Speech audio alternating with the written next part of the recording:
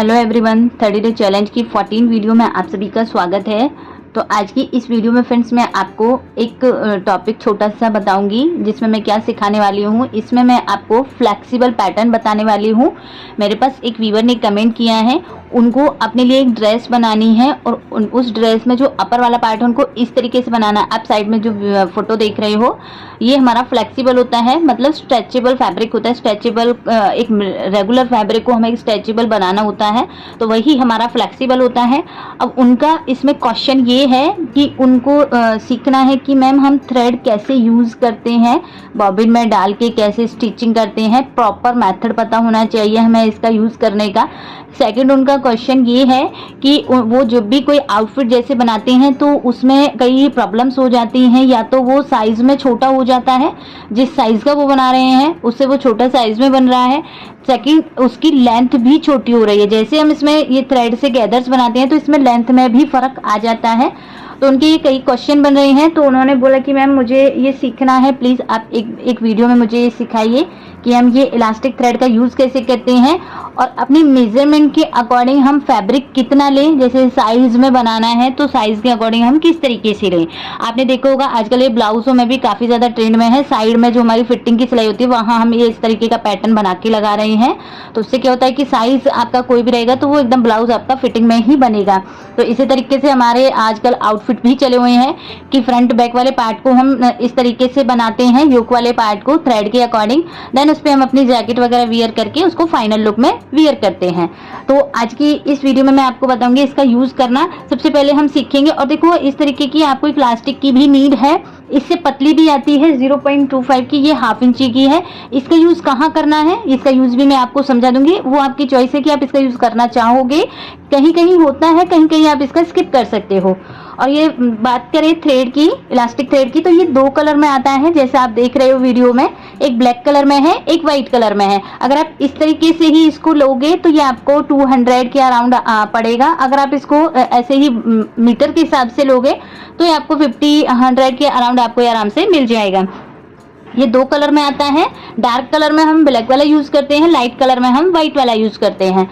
अब बात करते हैं कि फ्रेंड्स हम यहाँ पे जो भी हम पैटर्न बना रहे हैं इसमें हमारा कपड़ा किस तरीके से हमें लेना है। उनका क्वेश्चन सबसे ज़्यादा यही है कि कपड़ा हम अपने साइज के अकॉर्डिंग कैसे ले। मान लीजिए फ्रेंड्स यहाँ जैसे आप कोई भी साइज बना रहे हो, जैसे यहाँ साइज है आपका 36, मैं 36 का बता रही हूँ, ये इससे ही आपको समझ में आ जाएगा। फिर आपका कोई भी साइज रहेगा, 36 का साइज है तो 36 का हाफ हमारा फ्रंट में आएगा, हाफ हमारा बैक में आएगा। तो 36 का हमारा हाफ हो 3 इंच, 18 फ्रंट में आएगा, 18 हमारा बैक में आएगा। तो जो फ्रेंड्स हमारा 18 ये फ्रंट में आ रहा है, जो भी साइज होगा उसका आपको जो भी मिलेगा यहाँ पे, उसका आपको यहाँ पे 3 गुना करना है, उसका आपको यहाँ पे 3 गुना करना है। तो मान लीजिए आपको 18 का इसको, क्योंकि जैसे आप ये थ्रेड को डालोगे स्टिच करोगे तो हमारा फैब्रिक 3 गुना कम हो जाता है। अब आपका यहाँ साइज हैवी हो, नॉर्मल हो, स्टैंडर्ड हो, जो भी साइज हो उसका आपको डबल निकालना है, फ्रंट के लिए अलग, बैक के लिए अलग। देन जो भी आपका आएगा उसको आपको 3 गुना करना है। मतलब यहाँ पे 18 इंच का कपड़ा लेंगे, देन फिर से हमें 18 इंच का लेना है, देन फिर से हमें 18 इंच का लेना है, मतलब 3 बार हमें 18 इंच का फैब्रिक लेना है। अब ये नहीं है कि आप फैब्रिक में यहाँ पे जॉइंट लगाओगे, पहले आपको 18 इंच नापना है, फिर आप यहीं से 18 इंच मापोगे, फिर आपको 18 इंच मापना है। अब मैं इसको 3 से मल्टीप्लाई करूंगी तो यहाँ हो जाएगा हमारा 54। तो आपको अब पता लगा होगा कि फ्रंट के लिए जब भी हम ये फ्लेक्सिबल पैटर्न डालेंगे तो फ्रंट के लिए हमें 54 इंच का फैब्रिक चाहिए। इस तरीके से लेंथ में 4 इंच का चाहिए, जो हमारी बॉडी का मेजरमेंट होता है इस तरीके से 54 में चाहिए। सेम अगर आप बैक में भी फ्लेक्सिबल पैटर्न लगा रहे हो तो सेम आपको 54 ही बैक में लेना है। ये बैक हो गया, ये फ्रंट हो गया।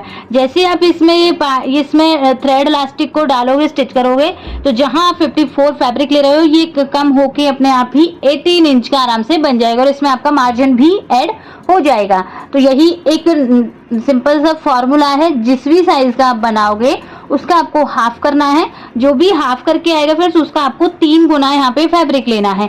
अब बात करें फ्रेंड्स लंबाई की, कि जैसे हमारा चोली वाले पार्ट में लंबाई लेते हैं। अब मान लीजिए यहाँ आपकी योक की जो लेंथ है वो 14 इंच की लेंथ है, ये वाली जो लेंथ है आपकी यहाँ पे 14 इंच की लेंथ है। तो देखो इसमें आपको हाफ इंच ऊपर मार्जिन के लिए चाहिए, हाफ इंच आपको नीचे मार्जिन के लिए चाहिए। ये तो आपको लेना ही है जब भी आप यहाँ पे अपना इसमें थ्रेड इलास्टिक अटैच करोगे, क्योंकि हाफ इंच ऊपर इसको गुम्ब में बनाओगे, लेस अटैच करोगे, कुछ भी करोगे, इसको फिनिशिंग तो आप दोगे ही। तो हाफ इंच ऊपर मार्जिन में जाएगा, हाफ इंच आपका नीचे से मार्जिन में जाएगा, तो 1 इंच हमारा ये हो जाता है। देन आपका यहाँ पे लंबाई चाहे कोई भी रहेगी, 14, 15, 13 जितनी भी लंबाई है उसमें 1 इंच तो आपको मार्जिन का ऐड करना है।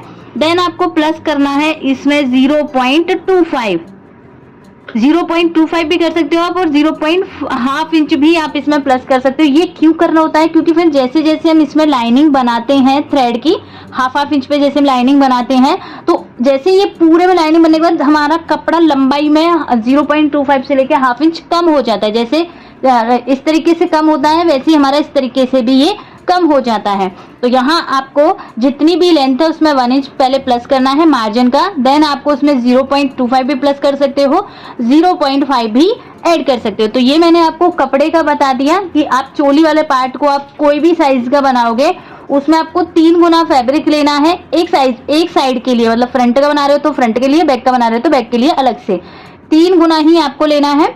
बात करें लंबाई की, 1 इंच मार्जिन का ऐड करना है, देन आपको 0.25 या हाफ इंच आपको प्लस करना है एक्स्ट्रा में। ये हो गया फ्रेंड्स यहाँ पे।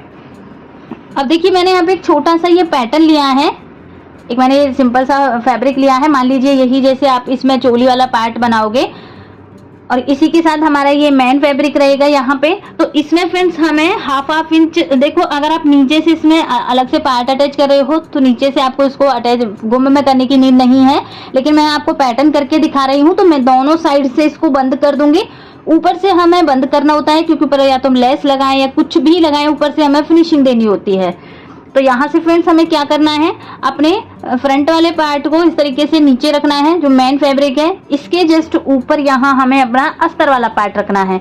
और जितना हमने मार्जिन लिया है, जैसे हाफ इंच का मार्जिन हमने ऐड किया है, तो हाफ इंच के गैप पे छोड़ते हुए दोनों साइड पे हमें इसमें सिलाई लगा के और इस पे आयरन कर लेनी है। तो ये काम तो हो गया हमारा कपड़े का। अब आते हैं हम अपने यहाँ पे इलास्टिक वाले पार्ट पे। तो देखो यहाँ मैंने एक बॉबिन में ये फिल किया हुआ है इस तरीके से, ये व्हाइट कलर वाला, लेकिन हमारा यहाँ पे कपड़ा थोड़ा डार्क है तो मैं यहाँ पे इस डार्क वाले से ही काम करूंगी।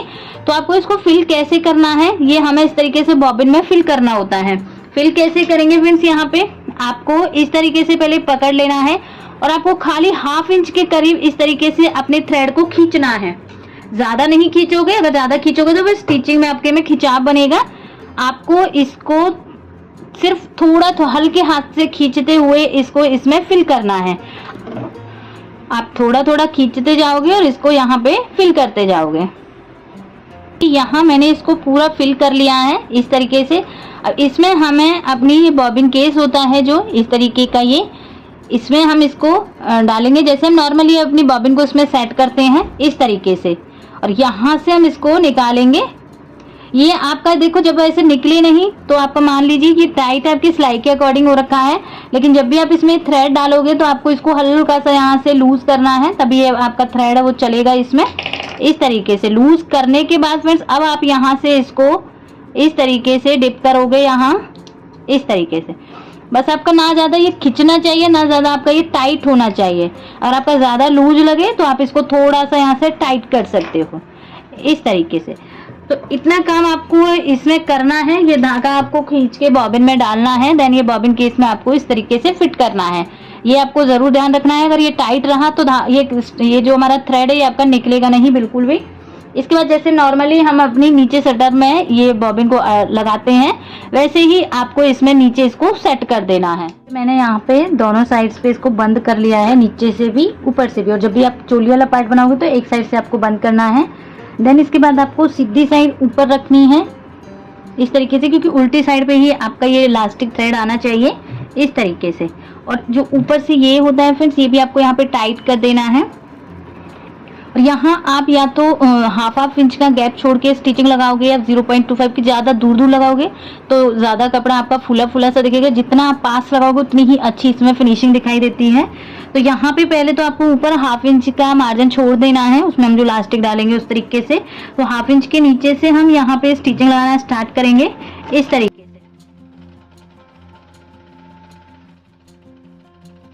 देखो आपको मशीन को चलाते जाना है, पीछे से अपने आप ही यहाँ पे गैदर्स बनते जाएंगे। कपड़ा जो भी हम एक्स्ट्रा लेंगे वो यहाँ पे हमारा कम होता जाएगा इस तरीके से।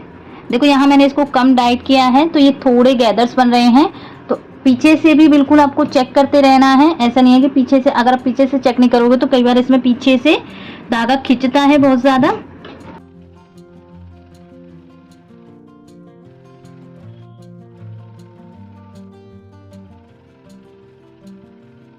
देखो फ्रेंड्स यहाँ मैंने धागा अलग कलर का लिया है आपको दिखाने के लिए, बट आप जब भी धागा लोगे तो आपको सेम कलर का धागा लेना है। नीचे अगर आपका डार्क फैब्रिक रहेगा तो ब्लैक वाली यूज कीजिए, अगर आपका लाइट फैब्रिक है तो आप फिर यहाँ पे व्हाइट वाला। तो देखिए फ्रेंड्स इस तरीके से हमें अपने ये फ्लेक्सिबल पैटर्न को बनाना है। इसको हम देखो स्ट्रेच अप कितना करेंगे, पूरा हमारा ये स्ट्रेच हो जाएगा।